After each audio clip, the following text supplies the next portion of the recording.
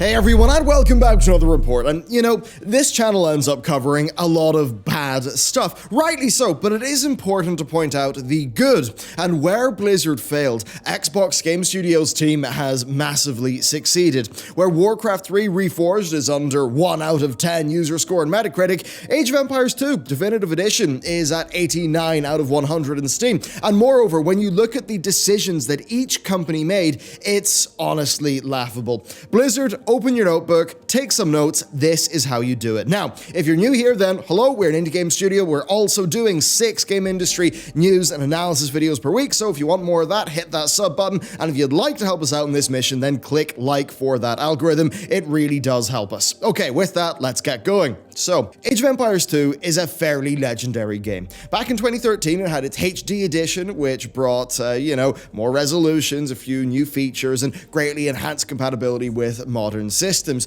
And it ended up doing so well that it then had a bunch of its own expansion packs. A pretty good situation. But then, 2019's Definitive Edition is the latest release, and they have went to pretty big efforts to justify its existence. And the comparison to Warcraft 3 Reforged is just hilarious. So, Definitive Edition brings in new 4K graphics, new animations for each unit, and a whole bunch more visual refinements. I mean, if you look at it, it's perfect. It is right in line with the old style, but it looks so crisp and detailed. It is gorgeous, a perfect job. And I mean, man, the new building destruction animations, it just looks so good. So, okay, there's some graphics. What else though? Well, the soundtrack was remastered and a toggle is available if you want the older version. And then content-wise, well, it comes with every single Age of Empires 2 expansion yet. So that's Conquerors from the original, Rise of the THRASHES, African Kingdoms, Forgotten Empires, and then it's got a new expansion, The Last Cans, and that expansion comes with 4 campaigns and saves. You've got the Tartars, the Bulgarians, the Cumans. I think there's one more save, and then they've redone the Inca campaign. Then it's got the new Art of War campaign, which teaches people more multiplayer-centric strategies, just being a better player. And there's the new Empire Wars mode, where people actually start off with pre-built bases. It can get quite intense. There's far more, though, but I think you can already see in what I've just quickly listed off here that it's an insane amount of content, and it only costs $20. Quite different from Blizzard's 30 or 40 for the bigger edition, and it's even better because people who own Age of Empires 2 HD got 25% off. Yeah, people who owned Warcraft 3 and BNet, they sure as hell did not get a discount, did they? So, you've got the remastered graphics, the new animations, changes to units, you've got all the past content included, and a new expansion pack. What else? Well, I'm glad you asked, because there's a new global unit queue and a mixed tech and unit queue as well, which is great. It makes management far nicer. Farms and fish traps, they auto-rebuild, which again is just a very nice feature to have. You can zoom in further, you can zoom out further, the zoom system's been redone, it just feels a lot more modern. There's a new UI for displaying villagers and resources, and there's even more UI customization options on top of that. And that's not all. The main menu's been reworked a little bit, as has the campaign and historical battle section, and then there's even more past that. It's ridiculous. The server-based multiplayer of Age of Empires 4 has been backported into AoE 2 Definitive Edition. The AI has been totally remade, such that it no longer cheats, and there's now even an extreme difficulty mode. But what if you want the old AI so it feels the same? Don't worry, you can toggle between original, HD, and definitive AI. And they've also reworked the scenario editor, they've added in a new trigger system, which is going to be great for custom mods, custom maps, and they've reworked a few of the tile sets as well. And on top of that, yeah, there's the modding system that now works across the Steam and Microsoft versions of the game, and they've even made some of their own mods to address popular community requests like smaller trees, no snow, and they've even given a winter tile set. And, it works across Steam and the Microsoft Store versions. There's crossplay between those versions. That's not all. There's a new spectator mode. There's new tournament stuff, and there's probably other small things that I haven't covered thus far in this video, but I think you get the point here. This is a classic game that has received an incredible amount of love and treatment from the developers. Importantly, the devs were given the time to actually do it right. And then also, the original Age of Empires 2 and Age of Empires 2 HD are unaffected. So, let's compare this to what Blizzard have done, starting off with the older versions of the game. So, oh wow, Blizzard Force updated everyone to the Reforged client. If you didn't buy Reforged, tough luck, yours was just updated, and now buying Reforged, all that does is just unlock HD textures. They also disabled the old battle.net, making disc copies of Warcraft 3 no longer function online. An incredibly scummy move. But for comparison here, if you want to play the Voobly version of Age of Empires 2 HD for the old ladder stuff that people were doing, you can. They did nothing to stop the older versions, or what the community had done with them. That's very much unlike Blizzard. Blizzard actively shut those things down. Where Blizzard added new restrictions to their map editor, Definitive Edition added new features to it. I mean, you want to play that unlicensed Lord of the Rings RPG? Sure, you still can. Even if it wasn't ported to HD, well, HD is unaffected by the release of Definitive Edition, and Definitive Edition supports modding just fine. So it's a pretty good situation. Microsoft just went very consumer friendly. Blizzard, though, they nerfed the product you already had by disabling its online functionality to try to get you to get the new version. I mean, it's pretty clear-cut morally here. Now, as for other things, well, AoE 2 Definitive Edition makes UX tweaks, things like that new unit queue, or the global queue, and the auto replanting of farms. They actually did work in the game to make parts of it better, to make them feel a little bit more modern. They also added in a bunch of new content, and there's settings to control that stuff. Now, while Blizzard maybe originally planned to do some of that stuff, I mean, overall, they didn't do it. That's not what they shipped. And once again, we're seeing AoE 2 being treated better, customers being given a more considered product. And then there's even things like the AI. So Warcraft 3's AI, that's from the same era as the Age of Empires 2 one-ish. Did Blizzard rework the AI to make it more human-like and to prevent it from, using cheats?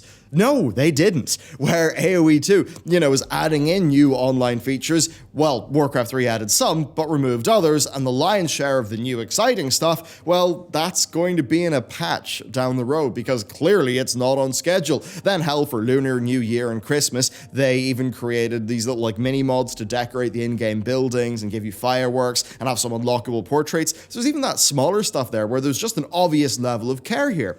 They have been actively supporting this game as well at a rapid pace since launch. They've added in new features like map bans for ranked matchmaking, unlockable medals for completing the game's many different campaigns, and I mean, if you look at the patch notes, they are incredibly detailed. They are really doing right by their customers. Now, Reforged is only just out, and what I've covered here, I mean, in terms of the support there, that's what Blizzard will have to do to keep pace. Somehow, though, I kind of doubt we're going to be seeing, events for Warcraft 3, like we've seen them for AoE 2 Definitive Edition, but I will just have to wait and see. Then, on the graphics side, I mean, look, things are apples to oranges, but I think the move worked out a lot better for Age of Empires 2 Definitive. The original art style is 100% intact. That is not the case for Reforged, with, Reforged having Warcraft-like buildings, but Raid Shadow Legends-like models that are just too detailed. They're a real far cry from most of Blizzard's, really excellent work. Take Heroes of the Storm. I mean, it's just night and day. Now, I do admit, though, that the Warcraft 3 art would be a harder challenge to overcome in this department, but you know what, actually? You're Blizzard. I expect flawless polish from you, and you were charging $30 for this. Overall, though, I think you can see the difference here. Age of Empires 2 Definitive Edition has just about everything that you would want. Long requested tweaks, new AI, new content, all past expansions included. It is the perfect remaster/Definitive Edition. Reforged has less features. It has a main menu that is literally a Chrome web app, and one that performs poorly. It's got no new content, and unlike Definitive Edition, it resulted in the replacement of the old Battle.net Warcraft 3 Frozen Throne installs and then disk installs being rendered useless because of the old Battle.net being turned off. So, in terms of treating their intellectual property well and providing a good experience for gamers who have, invested a lot in that IP, I mean, it's just the comparison is almost absurd. How much better Microsoft have treated their Age of Empires community, which, by the way, is probably a smaller community than Warcraft 3. So, I mean, it is a bit wild that Blizzard have just decided to do that the way that they did it. I mean, it's quite funny, RTS is not a hot genre, yet things have pretty much never looked better for Age of Empires 2, right? We've got the best version of Age of Empires 2, but then Age of Empires 4 is coming out, and that's very much unlike Reforged. Somehow I doubt that Warcraft 4 is on the horizon here. And, that's just not the type of risky leadership one would expect from Activision Blizzard. Do you really think they're going to revive Warcraft 4 or do something like that? Somehow I kind of doubt it here. Now, I think there are very interesting differences in terms of the broader business between Microsoft and Activision Blizzard, and perhaps it is those incentives that lead the companies on different paths when it comes to how well they treat their customers. So right now we've been having Phil Spencer talking a lot about how they're just, his goal is to just get as many people as possible, and it's not really a console war anymore, because he pretty much said, like, while we're console warring, the other people with streaming and all of that are just, going to be expanding massively into other markets. So that's why they've got this very pro-growth and sort of resultantly pro-consumer situation with Game Pass and with how they're treating a lot of their older IPs. It does seem like Microsoft is okay to cater to niches and to actually do it well now. I mean, is Age of Empires 4 something you would make a business case for in the current market where RTSs are not that big? I mean, you wouldn't really think so, but yet, what have you seen them do? Age of Empires Definitive Edition, Age of Empires 2 Definitive Edition, AoE 4, they're treating that well. Flight simulators, that is a very small community. It is a remarkably passionate community, though, but just look at the latest Microsoft Flight Simulator. As just a sheer piece of technology, it seems like one of the most impressive things that has came out in the gaming realm in the last while. So, in catering to those niches well, I think Microsoft does a really good job of retaining users, and for all of these things, they can kind of be little tentpole projects that get people into, say, their Game Pass system. Of course, Microsoft Game Pass or Xbox Game Pass is an absurdly good deal for what it's actually providing you with, which, includes things like Age of Empires 2. But if you look over at Activision Blizzard, well, they are stuck in a situation where, this is actually a really interesting thing. How much are they building a platform? How much are they just selling individual games? Because if you look at Microsoft, they are building a platform and an ecosystem and, a sort of a larger thing there. There's a larger vision. Yet, with a lot of what Activision Blizzard do, they are still just selling you boxed copies of games. And that maybe changes some of their incentive structure a little bit in terms of how they'd want to pursue growth. It would maybe mean that they'd be a little bit more short-term focused in their decision-making, which I think is what would lead you to more conservative leadership when it comes to just focusing in on franchises that work and making safe bets. Warcraft 4, I imagine that's a game that could do really well, but it's the game that would only do really well if War 3 Reforged was treated excellently, caused, more like franchise interest, and then led to, a Warcraft 4 that would have to have been a very big, 5 to 6 year project to really make a next generation Warcraft game that's a true leap forward.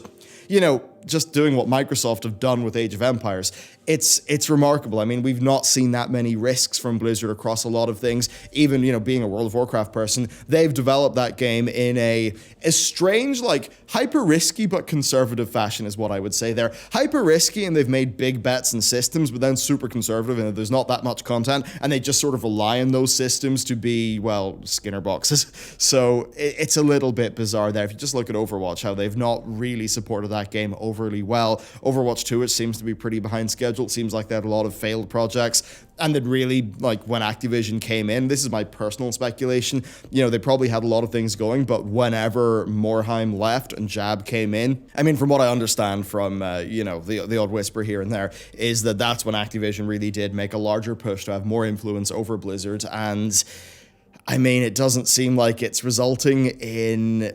it seems like it's resulting in a doubling down of safe bets, right? Like, we've got our Overwatch 2, we've got our D4, but even with the D4, with that Rod Ferguson stuff, you've got to wonder what's even going on there. It is just interesting, though.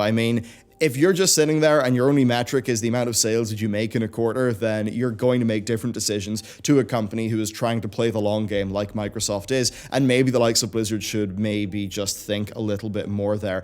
Look, if they had a $15, or no, that's what the WoW sub is, if they had a Battle.net subscription and they started bringing in, a bunch of old Activision IP, you could see a way there where they could do their own Origin access that could maybe lead to them making somewhat more risky decisions and being able to just, make a risky decision because they know it can get people in who really love that thing, like what, Microsoft have done here. But, I just kind of doubt it. I think they're really just going to be trimmed down, safe bets. That's what I anticipate here. I mean, certainly if you're a Call of Duty fan, that's what you had been given for many years. Seems like Modern Warfare, though, did try a little bit harder in that regard. Anyway, let me know, what do you think about this? And just in general, you know, doing videos like this, I want to do that more. This is, I mean, a lot of this video is just saying, Blizzard, come on, this is how a company does it well. But a part of that is that it's about being positive. It's about showing that, you know, a company's done a really good job, because in this channel, we're always talking about news. Often that news is quite bad, but there are good things that happen in the industry. And I want more videos like this in the channel, and just broadly when we're covering things, to provide like positive counterpoints of times where it's done well, because it's not enough to just say, here, this is a massive problem. I think we also do have to raise people up whenever they make good decisions. I think today's video is an example of that, as was the Torchlight 3 video. I think making more content like that, when we're encouraging the things that are really good that we want to see, I think that's something I'm going to be doing a good bit more as we move forward. Anyway, that is it for me. Thank you very much for watching this video. Let me know what you think about Definitive Edition if you've been playing it, and I will see you next time.